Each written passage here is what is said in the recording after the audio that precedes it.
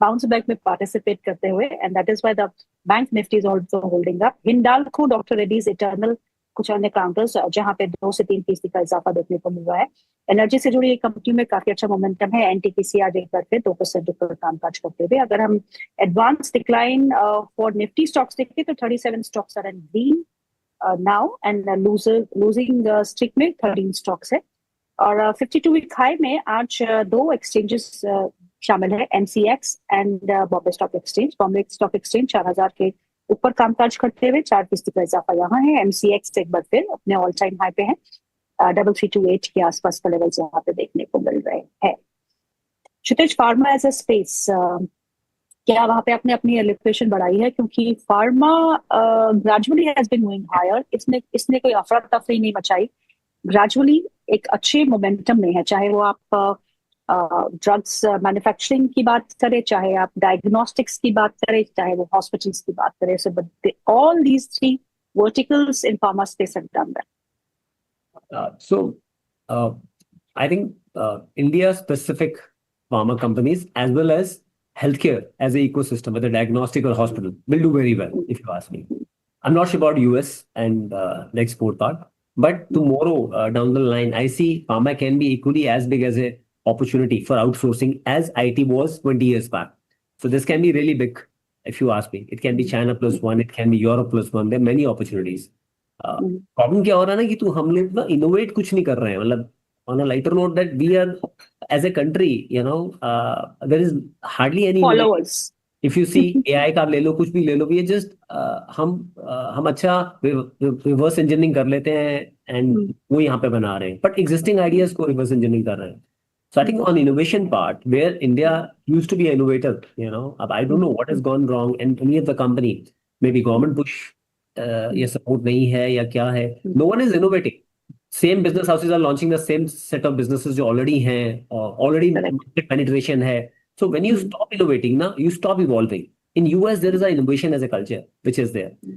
You'll be surprised that broader index US S&P 500 has 15% allocation towards pharma. हमारा overall pharma का bucket जो है, उसका मार्केट कैप जो है वो एचडीएफसी बैंक से कम है.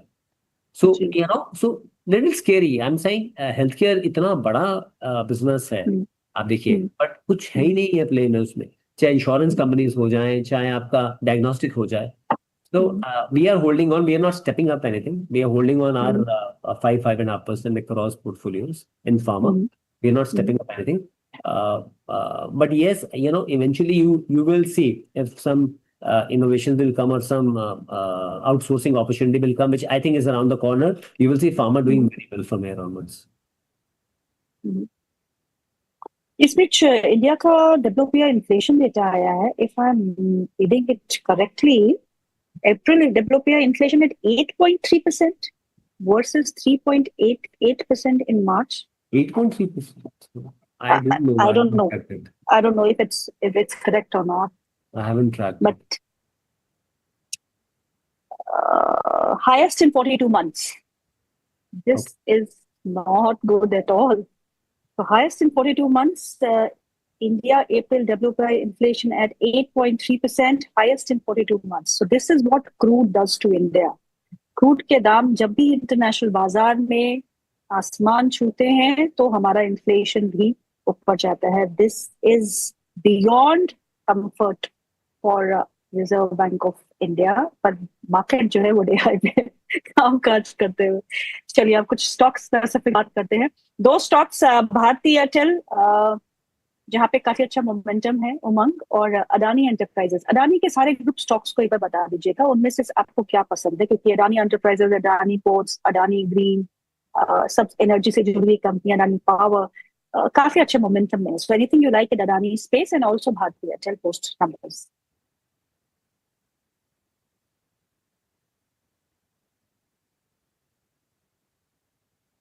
Umang, you are on mute.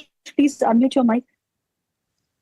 Very sorry, ma'am. So, ma'am, I was talking कि 1800 के बाद से जो रिवर्सल आया है अडानी एंटरप्राइजेस में, अभी भी वो लाइक 1000 पॉइंट्स का मूवमेंट देने के बाद में भी इसके target still remaining, like it's 2976 इसका नेक्स्ट रेजिस्टेंस होने वाला है, और उसके बाद में 3114. सो अडानी इंटरप्राइजेस के ये रेजिस्टेंस थे। एंड अडानी पावर की अगर मैं बात करूं, तो Adani power was on extended move, but 234 के बाद में ये स्टिल एक बेहतर मोमेंटम और भी शुरू रख सकता है हमारी। सो एंड मैं बात करूं अडानी पोर्ट्स की, तो 1793 is a trigger level. 1793 if cross कर रहा है अपसाइड में एंड क्लोज कर रहा है वीकली बेसिस पे, तो फिर एक और अच्छी मोमेंट अडानी इसमें आ सकती है। So ma'am, this was Adani के 3 टॉप स्टॉक्स जो मैं पर्सनली ट्रैक करता हूँ। And I want to talk about Cipla.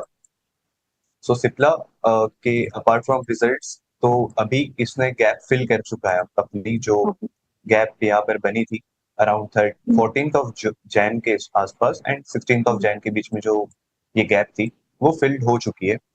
सो ये नेकलाइन भी क्रॉस कर चुका है इफ टेक्निकली मैं देखूं तो, और इसका नेक्स्ट रेजिस्टेंस है 1539। So today's day high will be the trigger point कल के लिए, क्योंकि इफ 1430 क्रॉस कर रहा है, so next stop will be 1530। सो ये पॉसिबिलिटीज है सिप्ला के इसमें। क्षितिज, कुछ मिला आपको आंकड़ा? It looks like what numbers are there in on news जो आप कोट कर रहे हो वो वही नंबर है, बट फोरकास्टेड है, बट आई डाउट कि आएगा, बिकॉज इतनी जल्दी इम्पैक्ट आएगा। I have my doubts, because अभी तक तो पास ऑन ही नहीं किया हमने। That's what I mean. अभी तक हमने पास ऑन ही नहीं किया, मतलब I was just talking to you, we should. आंकड़ा वही है ना जो मैंने आपको हाँ, आप बिल्कुल बताया। सही कह रहे हो, आप बिल्कुल सही कह रहे हो, बट कुछ तो है, but I don't know, we have to wait for the right news. That's what I'm saying. It's too early to comment on this because चलिए बाकी सेक्टर्स की बात करते हैं क्षितिज। आईटी स्पेस की बात करते हैं, जहां पे worst seems to be over. हम बहुत महीनों से कह रहे हैं लेकिन लगता तो नहीं है, worst is still there in the price. और आज भी आईटी इंडेक्स जो है वो करीबन 1 से 2% की गिरावट के साथ कामकाज कर रहा है। ओपन एआई ने यह कहा है कि जो एग्जीक्यूशन है वो भी अब एआई के जरिए ही होगा, और उसमें हम माहिर थे, वो चांस भी चला गया। तो अब करना क्या है? आईटी स्पेस में निकल जाना है, इग्नोर करना है कुछ समय के लिए? मुझे लगता है mid cap IT is a better option than large cap IT, because all these big companies, more like white elephants, they're not able to use their cash properly to some extent. इस समय dark horse की तरह आप treat कीजिए IT sector को, if you ask me. Mid cap में क्या होगा, रिवर्सल बहुत फास्ट होगा। एक चीज इंटरेस्टिंग है, देखिए मैं एक कंपनी का एग्जांपल तौर पे बात कर रहा हूँ, let's say Infosys, again example है ये। उसका 85% एक्सपोर्ट आपका जो है, 80 to 85% आपका फिनटेक है, फाइनेंशियल टेक्नोलॉजीज है, JP Morgan of the world को, तो क्या ऐसे बैंक्स को। अब प्रिसीजन ऑफ एआई और जनरेटिव एआई और ओपन एआई इज 95%।